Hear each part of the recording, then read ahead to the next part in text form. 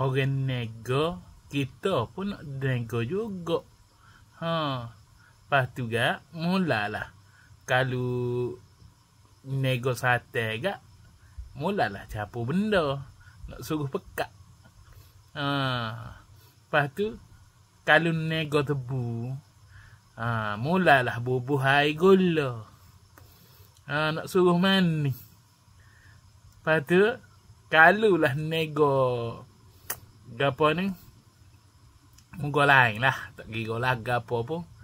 Dia ni, nak capo je benda. Tak kira lah semua benda lah. Tapi gak, dia tak ikhlas sebenarnya.